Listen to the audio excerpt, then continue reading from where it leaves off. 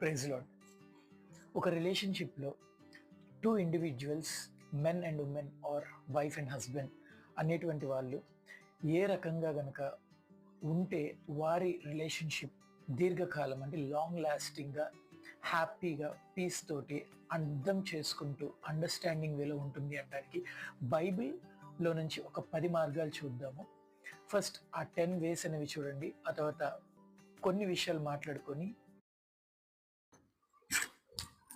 మర్చిపోకుండా వాగ్దానం చేయండి. భయం లేకుండా నమ్మండి. ఒకరికొకరు నిరాడంబరంగా ఇవ్వండి. ఆపకుండా ప్రార్థన చేయండి. వాదించకుండా సమాధానం చెప్పడానికి ట్రై చేయండి. నిందలు వేయకుండా మాట్లాడండి. నటించకూడదు. నటించకుండా షేర్ చేయండి. శిక్షించకుండా క్షమించుకోండి. అసంతృప్తి లేకుండా ఆనందించండి. మధ్యలో మాట్లాడకండి. వినండి. లో ఉన్న మన పర్సన్ని, ఆపోజిట్ జెండర్గా ఉన్న వ్యక్తిని ఎలా ప్రేమించవచ్చు అని నాకు ఒక వాక్యం చెప్తాను, మీకు చూపిస్తాను. మొదటి కొరింథీయులకు రాసిన పత్రిక 13వ అధ్యాయం 7వ వచనంలో ఉంటుంది. ప్రేమ గురించి అన్నమాట. ప్రేమ అన్నిటినీ భరిస్తుంది, సహిస్తుంది, ఓర్పుతో ఉంటుంది, నిరీక్షిస్తుంది అని. ఇది నేను చెప్పట్లా, చదువుదాం రండి.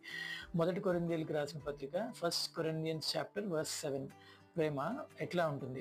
అన్నిటినీ తాళ్ళుకొనును, అన్నిటినీ నమ్మును, అన్నిటినీ నిరీక్షించును, అన్నిటినీ ఓర్చును. ప్రేమ శాశ్వత కాలం ఉండును.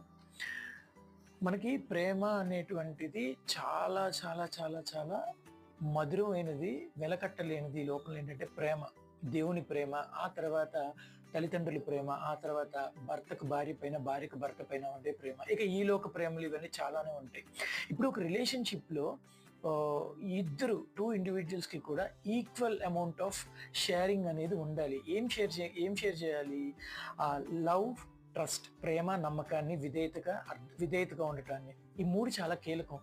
ఎప్పుడు నువ్వే అంటే ఇప్పుడు మనమే ప్రేమించి మనమే వారిపైన ఎంతో నమ్మకాన్ని, విశ్వాసాన్ని పొందుకొని వాళ్ళపైన పెంచుకొని, రాదర్ దాన్ చెప్పాలంటే మీకు పెంచుకొని అన్నీ మనమే ఇచ్చేవారంగా ఉంటే వారు దాన్ని మన ప్రేమను చేతగంతరంగా తీసుకుంటే, మిమ్మల్ని ఒక వ్యక్తి అమితంగా ప్రేమించి ఎవరిని ప్రపంచంలో నమ్మనంతగా మిమ్మల్ని నమ్మాడు అని అంటే అతనికి మీరంటే ఎంత ప్రేమ, విలువ.